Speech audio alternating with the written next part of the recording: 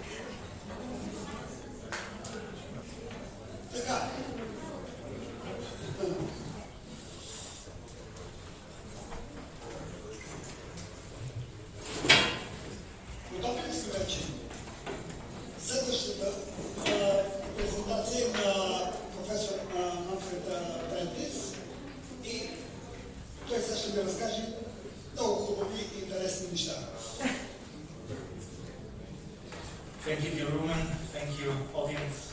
Thank you for the kind invitation to present here. Well, I'm a psychologist and special educator working in the field of early childhood intervention. So I'm not primarily working with adolescents or young people with learning difficulties, but I start from the very beginning. So our primary target group are children 0 to 3.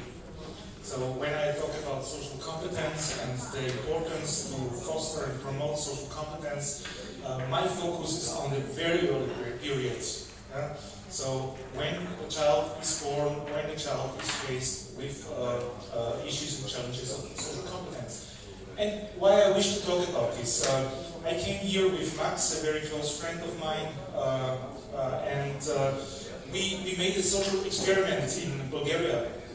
So we were motivated to come here by local transport by train, and that's for me the introduction why social competence is important. So what we faced stairs in Sofia, in the train station. It's not about Sofia, it's about the stairs. Yeah? And social competences, I have to ask for help. We need somebody to carry Max through the stairs. So I have to make an effort, a verbal effort, a communicative effort to get help. We are faced with taxi drivers in Plovdiv. It's not about Plovdiv, that's everywhere. Yeah? You remember? Max has a rollator. Do you think they react on the rollator? They just point on the back, just put it somewhere. Yeah? So you need a communicative effort to say, please, would you be so kind to get out of the car and back the rollator, because it's your job. So you see, one thing working with persons with learning disability is that sometimes they have to do higher effort to get what they are supposed to be entitled to get. Yeah? So some of them need higher effort, higher social communicative effort. The other thing is what women said also today. Some person with a learning disability might have difficulties in reflective thinking, in terms of decoding and encoding of messages. Yeah? So we have two faces of the coin. Yeah? One is the higher communicative effort. The second one might be some restrictions communicating. So that's the background why I want to talk about social competence. So I already presented this morning some kind of social competence from my side. It's called self-disclosure. So when we start to communicate, we start with information about myself, because then you will better know me. But this has to be trained. Yeah? And I remember a discussion today with Max, and he said, can we train this? Can we learn this? Yes.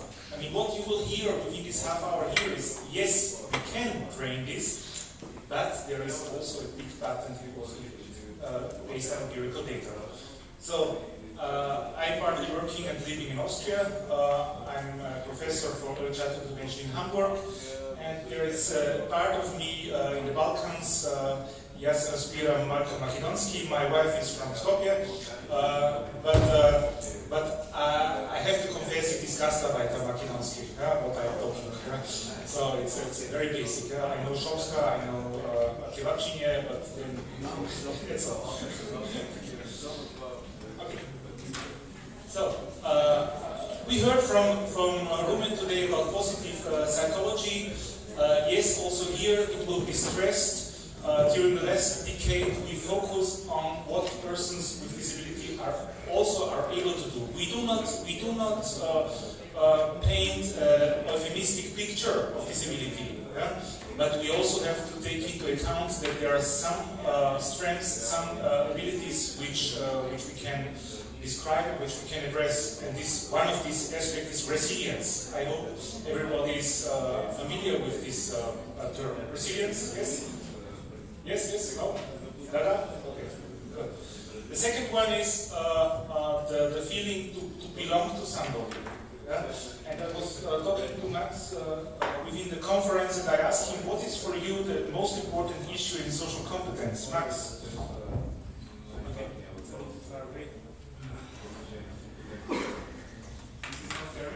No. What is the most important for you?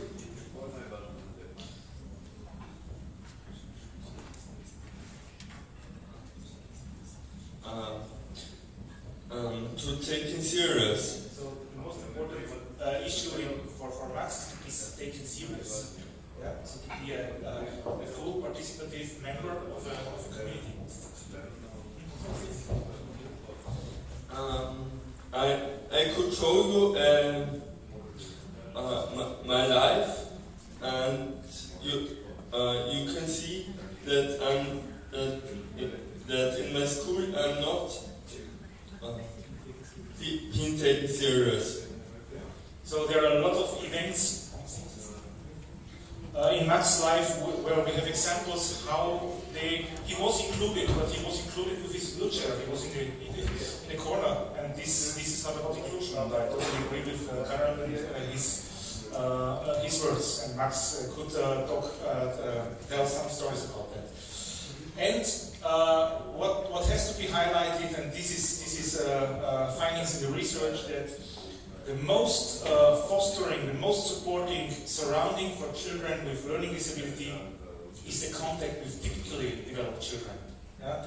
I know that the discussion of inclusion is very critical. I know that parents are sometimes critical about inclusion in mainstream. Yeah? I know that the teachers might be one of the most inhibiting factors, excluding you here, the most inhibiting factor in inclusion. But research clearly says that the best benefit is mainstream inclusion in terms of communication with typically developed peers. Yeah? And the focus is typically developed peers. It's not the peer group of children or youngsters with disability. My take-home message here is a very easy one, and it is based on the work of Mark Guralnik, Center of Human Development in Seattle. He says you need 3 things to be socially competent. Very easy for every child. First, you have to come into contact with others, so it is abilities to make contact. Second is you have to have the ability to create a common reality in terms of games, in terms of play, in terms of knowing rules. And the second is, the third is resolving conflicts. So these are the key factors, and Ruben mentioned it about social competence in early childhood. And I mean, you are from academic background. If David would have presented his findings about the robots with professionals in the field, they might be very anxious. Are we replaced now by robots? Is our special education now replaced by robots? No, it is not. We still need the human factor. We still need the personal contact with the person with disability, with the parents. But all these technical issues are helping strategies to support communication. And I remember children with severe autism. And we apply in these children so-called intensive communication. So any kind of behavior, a child with very severe with autism spectrum disorder, with any kind of reaction this child makes is reinforced. And this can be well and easily done by means of electronic tools and computers. And I remember a conference in New York, also Max and me were there. In Korea, they invented some robot balls. And whenever a child with really complex learning and multiple learning disability touched the ball, there was a reaction. So it was a clear learning goal of cause and effect. So, and the child, him or herself, he felt self-efficient. I do something, I might not do it intentionally, but there is an effect.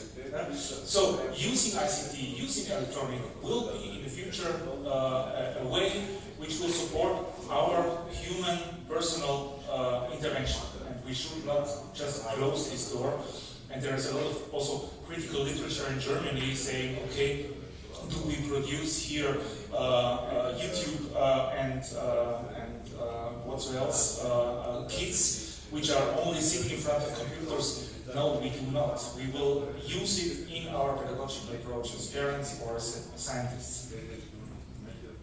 Okay, so I will not go into resilience. It seems you all know about resilience. But when we talk about resilience factors, one resilience factor for a child with disability or difficulty is the contact to non-disabled children. So social contacts to well-functioning peers are seen as one major resilience factor. So don't forget, children with disability, they copy, they see models, and they see children, typical developed children, as a role model. And I stressed today in the morning speech, one of the most important factors in fostering development and social skills in children is the feeling of belonging. I belong to a peer group, I belong to friends. We recently had conferences in Italia, and they were very kind, and they put one person with Down syndrome on the floor, and he talked about his experience. And somebody asked, okay, to whom do you feel belong? And he said, it's the family. But he did not mention friends. He did not mention his classmates. He didn't mention a sport club. He only focused on the family. So this also made us think that just focusing on the family as an important resilience factor is important, but it's not all. So I mentioned that despite this data, there is a strong tendency to ask whether inclusion is possible for all children. From me, you will hear, yes, we can include all children in mainstream settings if we change our teaching and fostering attitudes and methods. It's much more difficult for the teachers, but it will be possible to include each child. Why should we foster social competence in early childhood? Michael Koralnik, he followed some years children in very structured games play situation. So there were 4 children, 3 typically developed children and 1 child with disability, and they were measuring by video really hard data, how often they are initiating contact, how often they are responding, which contexts or responses were positive and negative. So they had a whole bunch of data and they tried to find out, okay, does it make a difference if we foster the social competence of a child with disability? So the baseline of these children were, or here you see that the communicative possibilities of a child with disability in inclusive settings is higher than in separate settings. Yeah? So if a child with disability is included in a mainstream setting, in kindergarten, in school, he or she will have more communicative activities and situations and possibilities as in a special school. But also, I wish to point out that it is not only about fostering the social competence of the child or of the young people, it's also, we need the other. We need us as a teachers, as a professionals, to address this issue. So, for example, what Max said in one conference in Brussels, or I read a video of you, he said, it is important that the other also do a step. Yeah? If only he has to do a step towards integration, might be his social competence, but inclusion means the others have to create a surrounding where social exchange is possible. The biggest problem is how to start fostering social competence. Maybe some of you have children, maybe typically developed children. And maybe you saw, my child does not play with our children. Your child is 3 years old, and he or she is not interested in our children. He's shy. What are you trying to do as a mother, as a father? First, you can invite our children. Maybe then it will work in a small group. Second, you will push your child. So it's pushing. So go there. Look which nice toy she or he has. Third will be, he or she is not reacting. Now go. Now it's time, you have to play. So there is also some kind of pressure. So when we are talking about fostering social competencies, we see that we try to do something which is correlated and inside the person. So it's very difficult to change this, because we cannot make friends for the child. We can do it in kindergarten, but we cannot do it in primary school and secondary school. So the competence has to be in him or herself, and that's the major issue. And Michael Koralnik found out that if we are measuring social play as one of competences in early childhood, you see 3 columns. The biggest column is the social play of typically developed 4 years children. You see another column in the middle, typically developed 3-year-old children. And you see the last small column, it is mildly delays 4 years old children. So biological age is 4 years, but this child with 4 years did not show the same ability like a 3-year-old child. So when we're talking about social competence, we have to take into account that the chronological age, the biological age of a child is not always relevant. And that social competences might be much lower than the biological age of a child. this we have to take into account. And Michael Goranik was interested, okay, can we do some training to increase this ability? Are we able that these children which are mildly delayed reach adequate age levels? The negative answer is no. So when we will finish here, you will hear, yes, there is at some point we can promote the social competence, but it might not reach the competence of a typically developed child. So there is a yes and no. I will not go very much through this. When we look at the research of promoting social competence, we see in the 70s this problem was identified. In the 80s, major theories tried to involve peers, other children as mediators.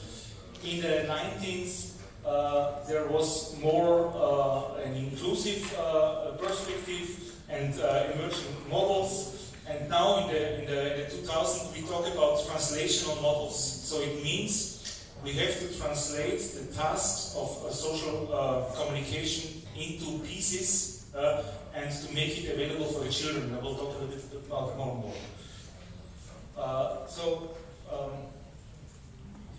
When we talk about translational processes, so we see we have a profile of a child. We have mechanisms which are relevant to become social competent, and we have to translate these mechanisms to the child to reach their peers. This is a little bit abstract now, will be more clear. But the findings are not so easy to be translated into empirical data. What we see here is, we have here the child competence as the outcome, and researchers were asking themselves, okay, what is correlated with social competence? You see a high correlation between child risk. So the disability of a child is a risk factor towards social competence. The more disability, the less social competent. It's clear, it's evident. Yeah? We have a high correlation between parental control and peer competence. What does it mean? The higher the parent control the situation or try to control the situation, the lower is the peer interaction.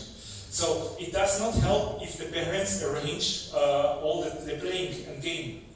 So it's nice intention, it's good motivation for the parents, but in reality it doesn't help the child.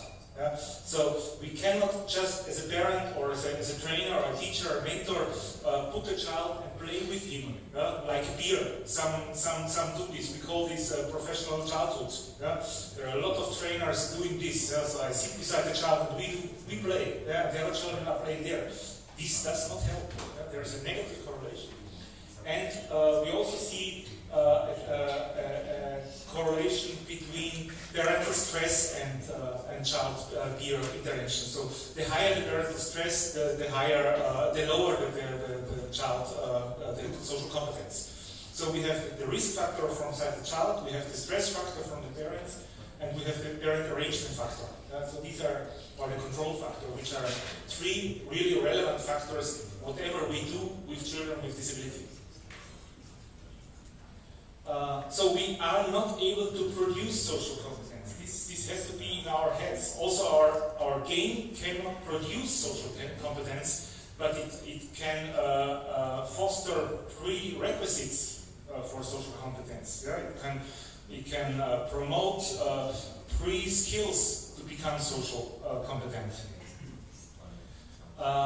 And sometimes I had the impression that as professionals we try to find nicer words for our children with disability. There is a recent research from ISSSCCW about how the typically developed children in kindergarten perceive the others. And the children were asked, please categorize. Yeah? And the typically developed children found 4 categorizations for the disabled child. First was, they are kind. Some of them were kind. Yeah? With a kind child I can play. Some of them were strange. So they had strange behavior, stereotypes. Yeah? With them I cannot play. Some were strange and sick, children with Down syndrome. So it was clear there's the attribution sick. Yeah? And some were strange and weird. And these were the ones who had the least social competences. And these were the ones who were excluded. Yeah? So playing and being in contact with other children, also from the side of the children, is a relevant factor. So the children categorize other children in terms of categories. Am I able to play with this child, yes or no? Yeah? If yes, it is kind. If no, it is weird. So it is very important to focus, to make them less weird, to be able to play.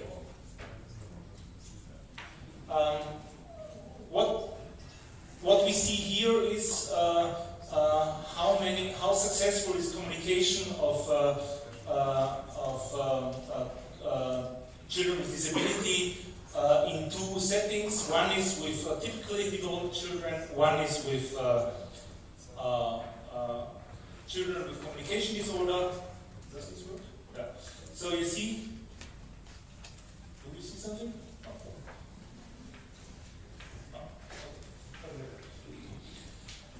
You see, if the child with disability is communicating with normally developed children, the social competence is higher, so they initiate more contact.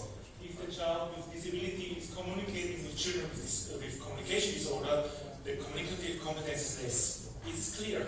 With typically developed children, I have more communication, I have better communication. This is an important factor also towards inclusion. Because young children learn pro-social skills through the nature process of observing and engaging in social interactions with socially competent peers. And we heard a lot of engaging. Yeah? So this is just another proof that it's about engagement between children with disability and non-disabled children. And here you see the slide a little bit more elaborated between the social competence, the peer relations, and the risks. And what we see is we need different abilities as a child to come in contact. We need motivation, we need emotion regulation, what Ruben said about self-control. We need social cognition, so we need metacognition, we need cognition about rules, how to come in contact. And we need executive functions. It means I have to remember, I have to articulate, I have to do something. So these are the inside factors of social competence in the field. I did not show the slide. Our American colleagues, they do this with brain mapping. Yeah? So you can identify brain areas which are correlated with these activities, and you can really map which fields in the brain have to be active and should be addressed to foster these abilities. So we are not only on the psychological special education level. This you can also do by MRA or by scanning methods. So we have here the motivation, the social cognition, the emotional regulation, the executive function.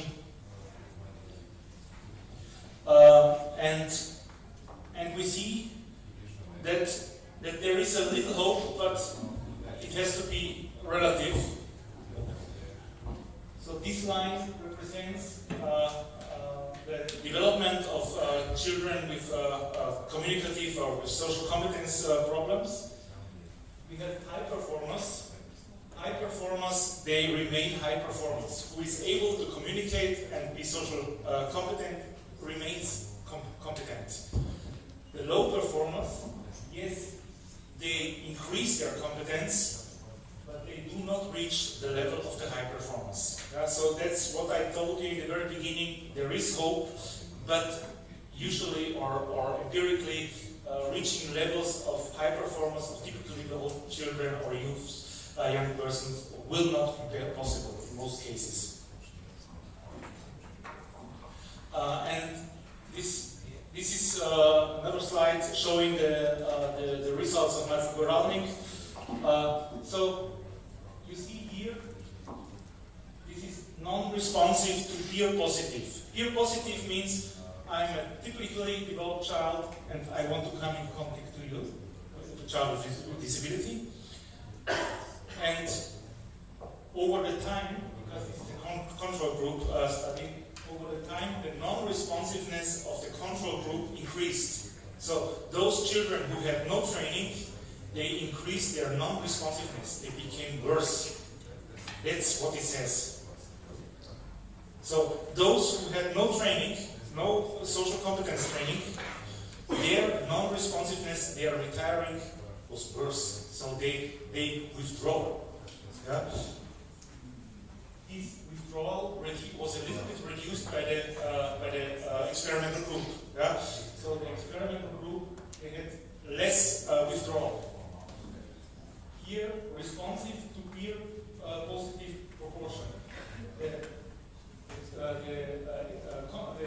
experimental group increased their responses. Yeah? So it is a clear factor that the intervention helped. And this is the most dramatic picture. This is the increase of parallel dramatic play. Parallel play with 4 years is something which is on the edge of the development. Yeah? And we see a dramatic increase in the control group who had no training in parallel play. So they did not go into symbolic play, they did not go into interaction, they stayed into parallel play, and the parallel play increased. Is clear? So they didn't come in contact with the others, but they withdraw and stayed in their parallel world.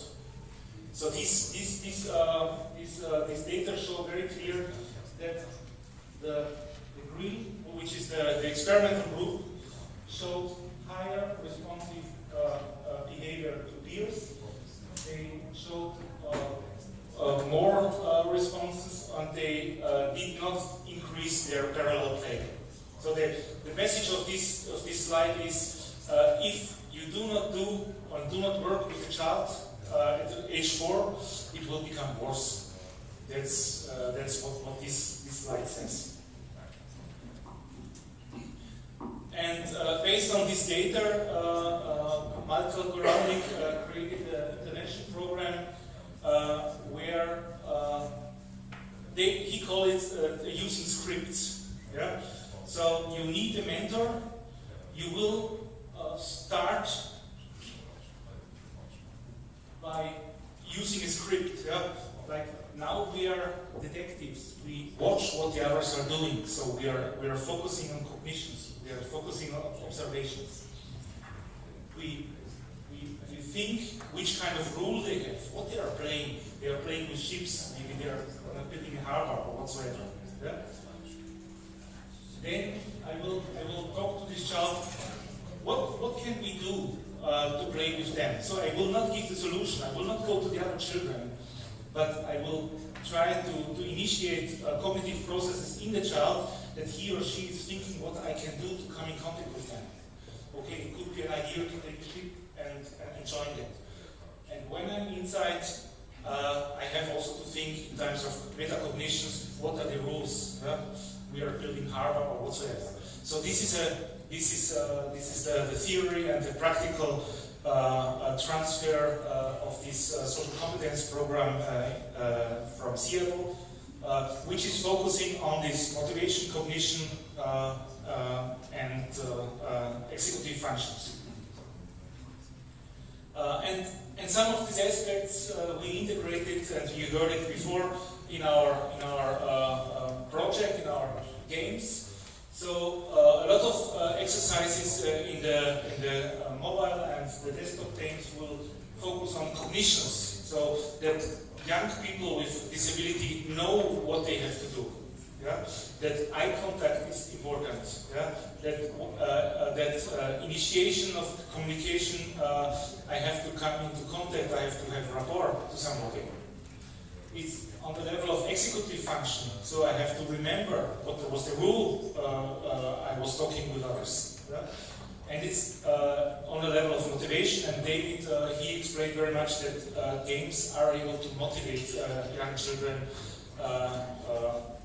very easily. So So you saw these slides, and I wish to say servus from Austria, which is the usual way to say goodbye. I would say I would for the end I will ask also Max again. So what is the importance or the most important thing for you to be here in this conference?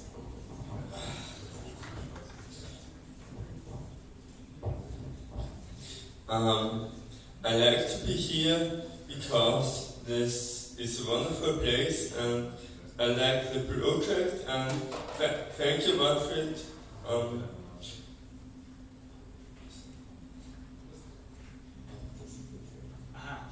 Thank you to be able to participate. Thank you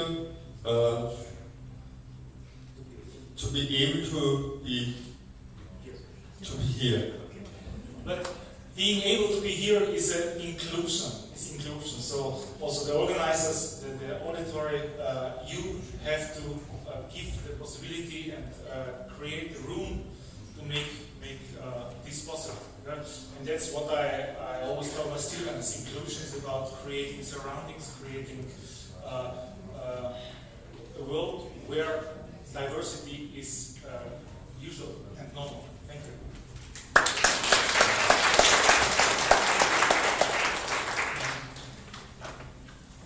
Благодаря, Манфред, благодаря за хубавия диалог, с който илюстрирахте социалната компетентност. И сега идва презентацията на доктор Сюзан Аткинсън от Ли Бекет Университет от Англия. Сюзан, заповядай.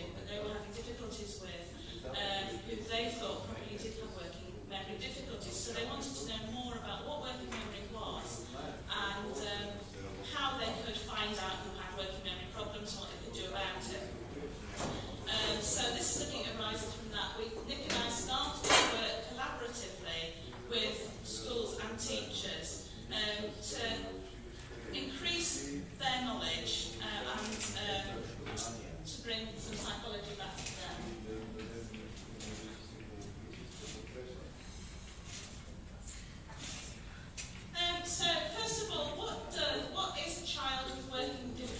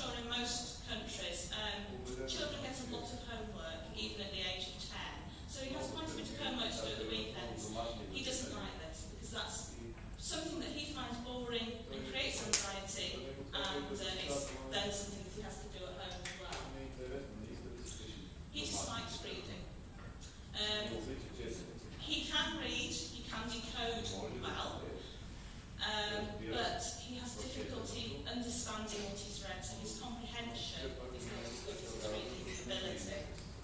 So he forgets what he's read. With homework, he forgets how to do tasks. So he may have a piece of homework that follows on, thinks he's done it at school, but by the time he gets home, he can't remember how to do it anymore. And if his father sits with him and works through the maths problems, for instance, after a while he'll get the hang of it again, he'll know what he's meant to be doing, but if they leave it for a bit, he'll forget it again. As I said, he doesn't remember messages very well, so information gets lost between home and school. He needs a lot of adult attention. He particularly hates family occasions when adults sit around talking. He finds that very boring. He doesn't want to sit and talk to other children or adults. He wants to be doing things, and he needs an adult around to support him.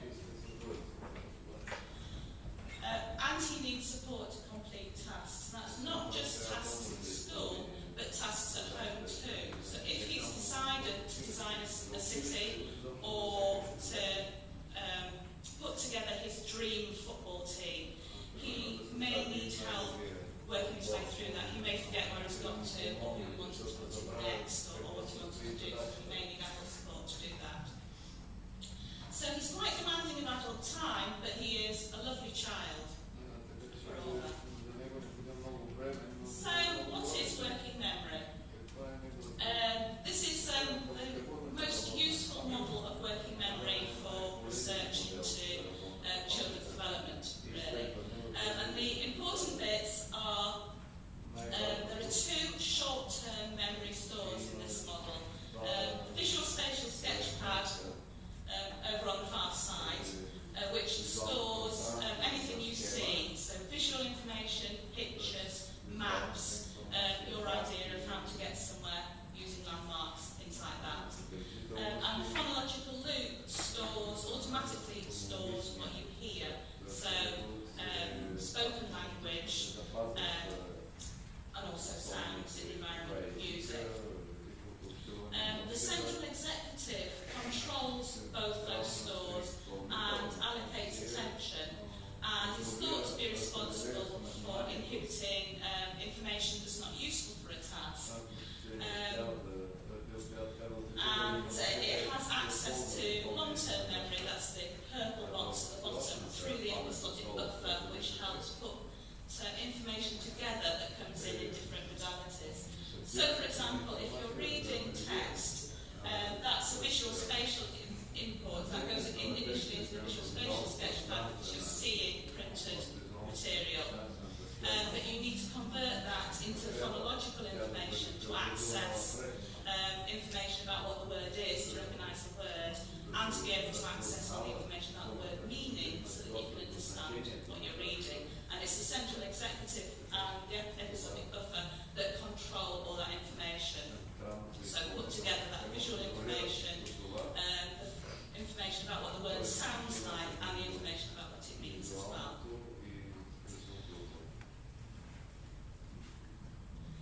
So why is working memory important? There's been a lot of research around that model looking at how working memory skill is related to other areas of development.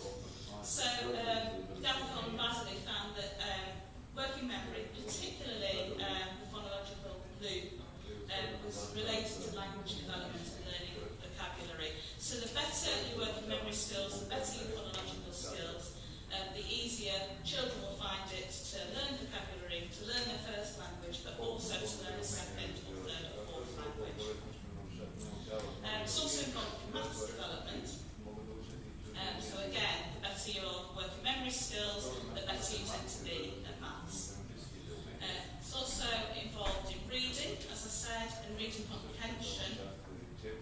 And in the UK, it's been found that children who have better working memory skills do better in national curriculum assessments at the ages of 7, 11 and 14 years. So it's important right through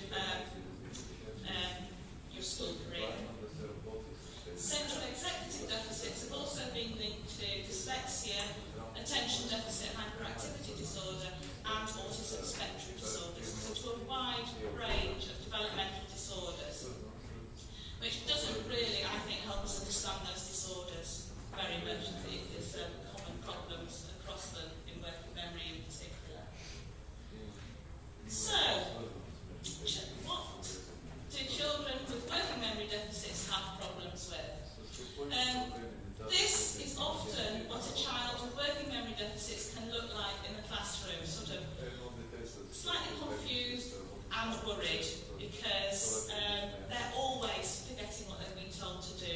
They find it very difficult to complete tasks, to follow instructions, to remember that last bit of information, to remember what to do with their book when they finish the task, or even to know when they have finished the task.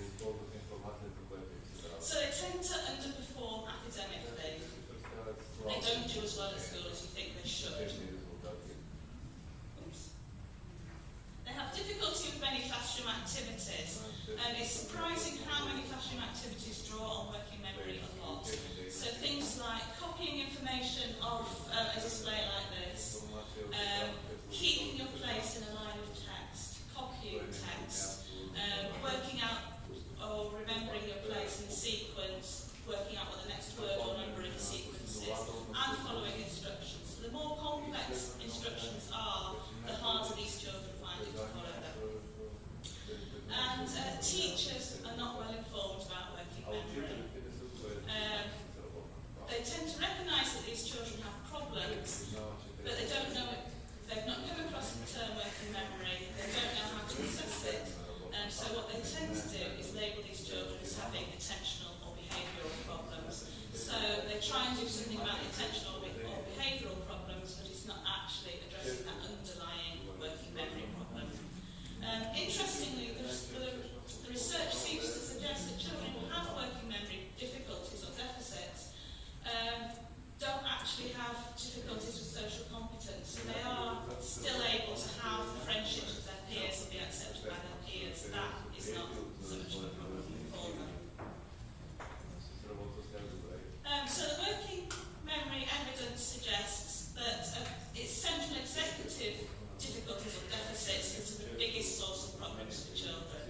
It's not so much problems with short-term memory, it's this higher order thinking that enables them to plan and allocate resources and pay attention that is the problem. And these deficits appear to affect around 10% of children. So in a class of 30 children, that would be about 3 or 4 children. Most of the research so far has only used verbal central executive tasks. So getting children to repeat back digits in reverse order, or do the sort of tasks that I'm going to show you in a minute. More recent computer-based assessments have started to produce visual central executive tasks, the sort of tasks that ask you to both retain information and do something with it as well. So you have to hold and manipulate information. So a lot of the research around central executives, the central executives only focused on the verbal side of it, not the visual side, which could be an issue in some of that research. So the research suggests that children with high central executive scores will have good achievement. So they'll be the children who are doing well in school, whereas those with poor central executive scores will have poor achievement. But there is a lack of robust, reliable and cost-effective screening and intervention measures. So there is a teacher rating scale that's available, which is cheap and easy to administer, but the scores on that don't seem to relate very well to actual tests of working memory. And those tests of working memory tend to be expensive and take time to administer, so they're not very easily accessible to schools. And there are some computer-based intervention measures, but there's not really any very reliable evidence so far that improvements on those transfer to improvements generally academically in the classroom. So, our research study aimed to investigate the incidence of working memory deficits in the school population. We wanted to find out whether it really was around 10% of children, or whether it was more than 10% of children that had difficulties, or perhaps far fewer. And we wanted to investigate coping strategies and interventions. And our underlying aims, really, with this were to improve teacher education, so that teachers know more about working memory and how to assess it and what to do about it. And we wanted to give control back to school and the staff, so that they felt they knew about this, they could do something about it, they could work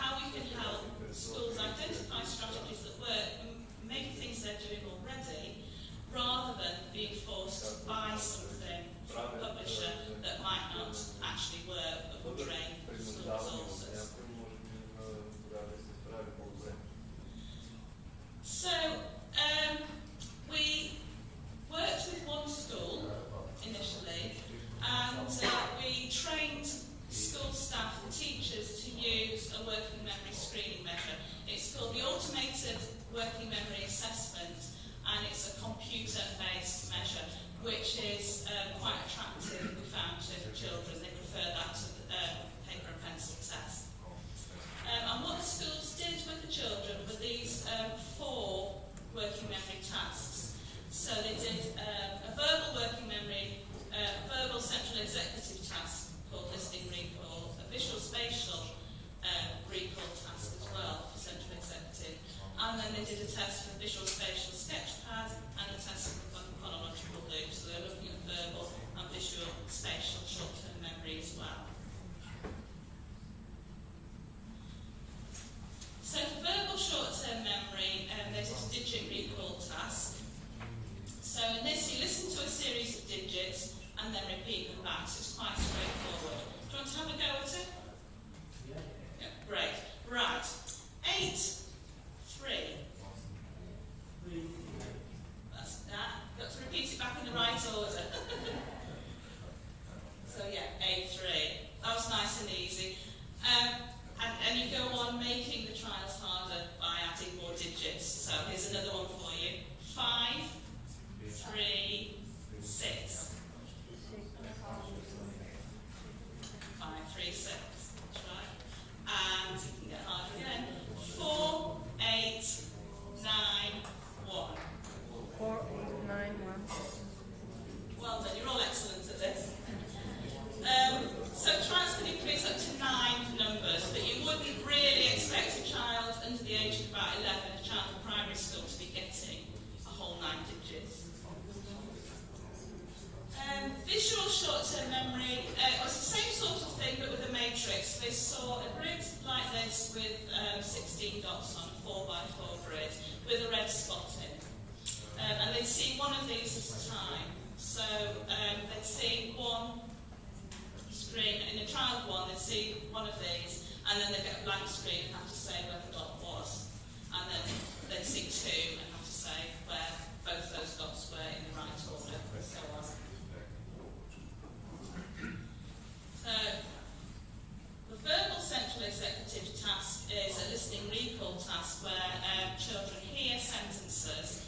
They have to say whether they're true or false, so that's listening, comprehending and responding to the information. And then when they've heard all the sentences in the trial, they have to remember what the final words in the sentences were. So the first one, lions have 4 legs, obviously true. So if a child just heard that on its own, if they're at the stage of one sentence, the response would be legs. But they might have 2, in which case if lions have 4 legs, they'd have to say that's true. And then pineapples play football, false. And then they'd have to recall both those final words, legs and football. This is surprisingly difficult to do. I can't get beyond about 4 sentences without forgetting those final words. And then the spatial recall task, which measures visual central executive. They're shown 2 shapes at a time. The one on the right has a red spot beside it. And the question they're asked is, are the shapes the same or different? So these 2 are the same, it's just that one's been rotated. And then they would be asked afterwards, where was the red spot? And again, that's easy enough with 1, but then you get to see 2 sets of shapes, and then 3 sets of shapes, and 4 sets of shapes, so you have to remember the whole sequence of where the red spots were. So the schools carried out those 4 tests with children, and they also gave us the data on the children, each child's level of attainment in maths, reading and writing in the autumn term. This is presented as a point score, but we used it to group the children for attainment. So they were either put in a group below the expected level for their age, so we knew what point the government was expecting them to score in the autumn term for their age group. And so if they were below that, they went in the below expected level group. And if they got that score or above it, they were in the at or above expected age level group. And we also collected demographic data, including special educational needs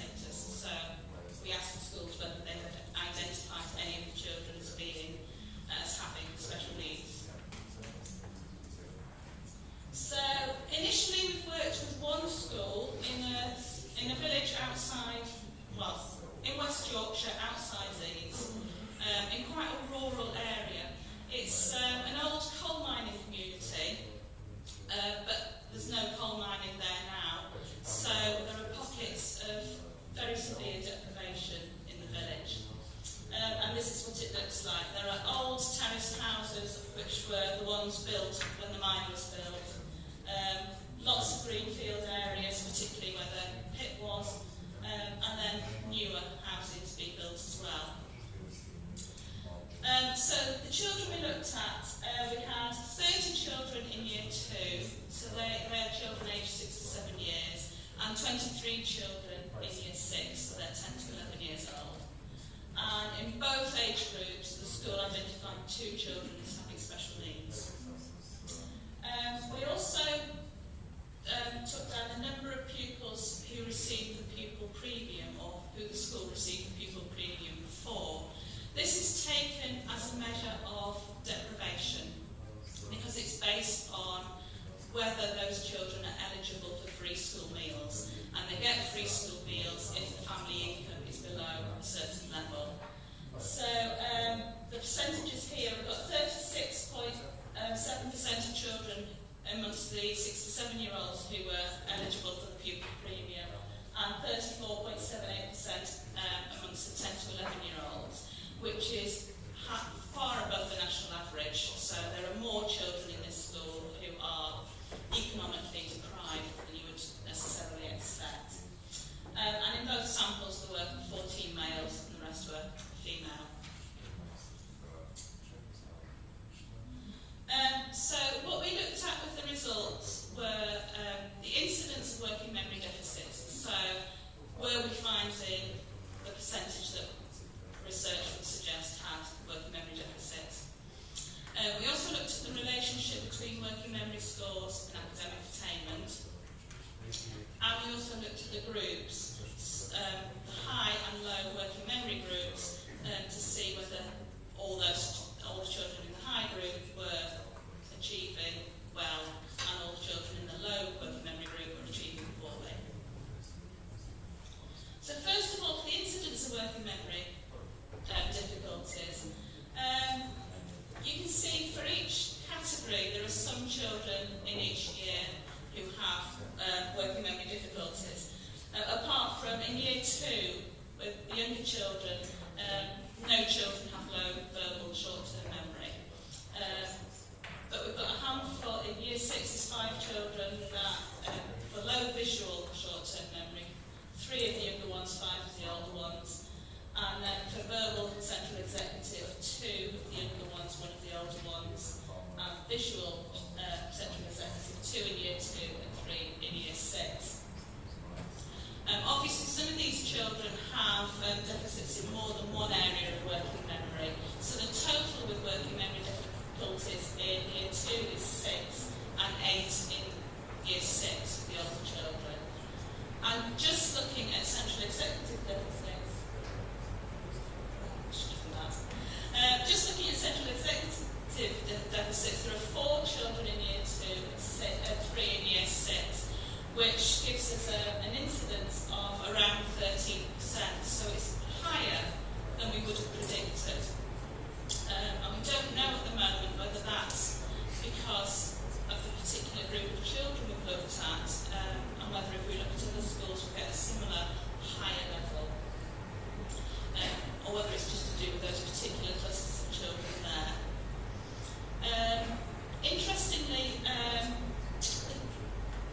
the 2 children in year 2 who were identified by the schools as having special needs don't come out on this as having working memory difficulties, but they do score low for their reading. They're below expectations for reading. In year 6, both the children that the school has identified as having special needs do come out as having low working memory scores as well. So it may be that as children get older, their working memory difficulties become more obvious because they're falling behind more academically, and therefore the schools are more able to pick them out later on. So we also looked at the links between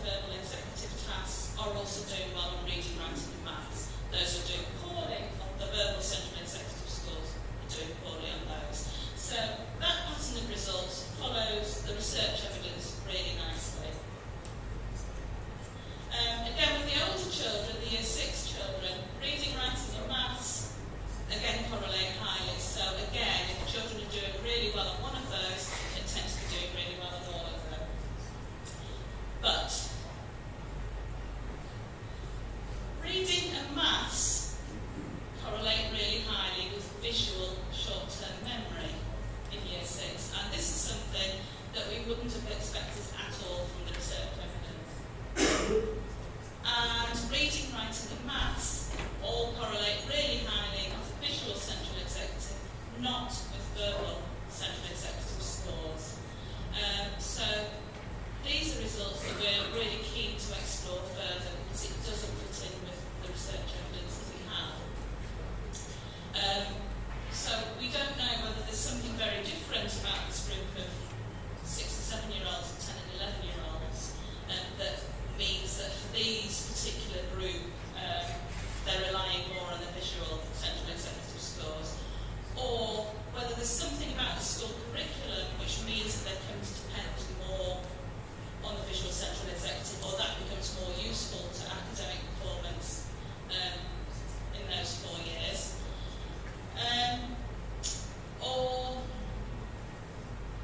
whether it may be something to do with English and the way children learn reading and spelling now that means that they become more reliant on visual memory to be able to pick out the right spelling patterns and things like that, but that wouldn't explain the link then between maths and visual central executive. So this is an area that we will be exploring further in more research. So then, looking at groups, so we expected from the evidence that children with high working memory skills would have high academic scores and vice versa. And we did find that. So the line in red and the line in cream on the graph are children who have average central executive scores or high central executive scores, with verbal ones on the left and visual on the right. And you can see on the whole that the children with good verbal or visual central executive scores are more likely to be in the good reading group, both times. But we do have a small number of children, one child who has low verbal and central executive scores but comes out well on reading, and a couple who have high verbal central executive skills who come out low on reading, so they buck the trend. We've got an odd group there. And again, with visual central executive scores, we have a few children who form their own groups who are either good at reading but with low scores, or poor at reading but high scores. So this raises another question.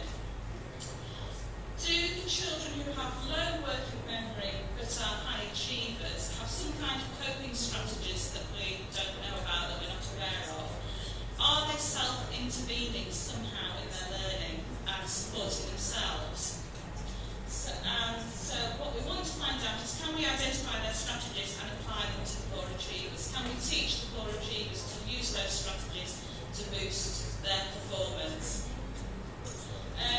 With the children with average or high working memory skills who are poor at reading, that would suggest to us that maybe there are some other factors going on. They might have more difficulties at home or more chaotic lifestyles in some way that are affecting their achievement, and that's something we're doing as well.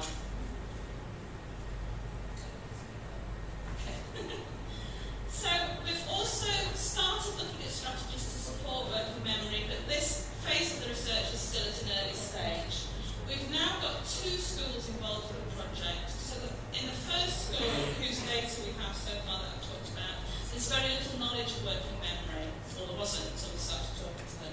But with the new school, the head is very well informed about working memory and was very, very keen to join the project because she saw it as a way of boosting attainment in the school. That school is in inner city Leeds, in a very deprived area. Again, this is what it looks like, with a high number of immigrants in the area, so a lot of languages spoken in the school.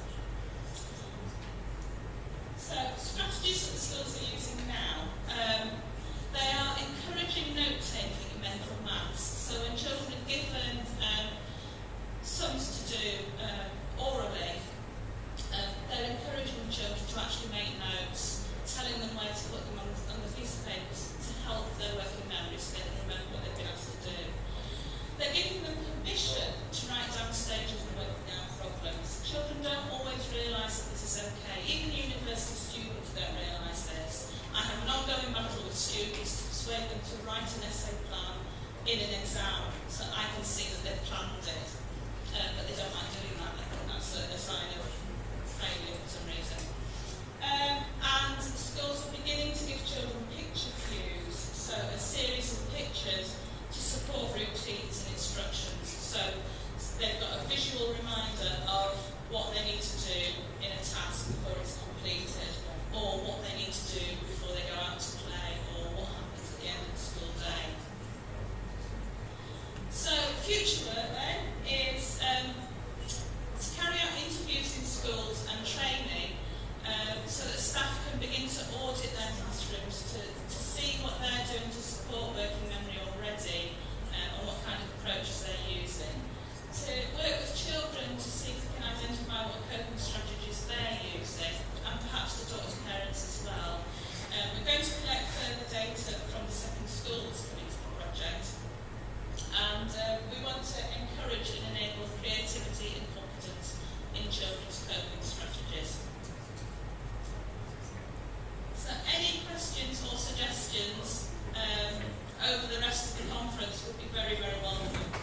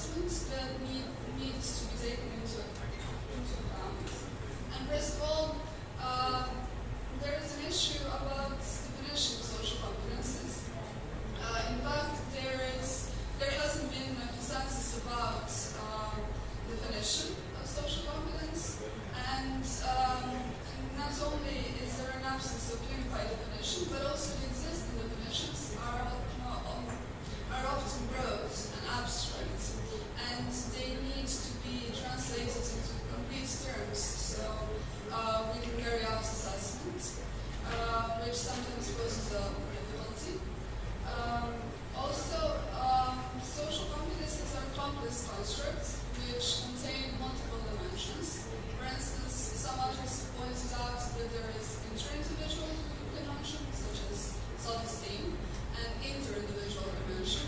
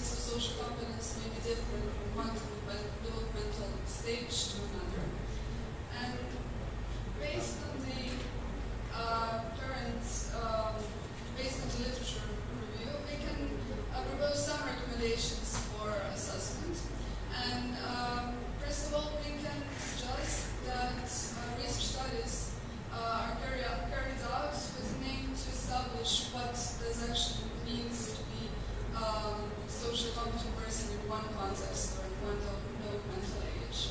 But also when we try to translate substitute definitions into these terms, not to lose this essential meaning of the constructs in that process. And there are numerous assessment techniques that are available nowadays, and they differ dependent on whether we use, for example, whether we want to assess interpersonal dimension, when we use some self-assessment techniques, or interpersonal dimension, when we often use rating scales from teachers, parents, or peers.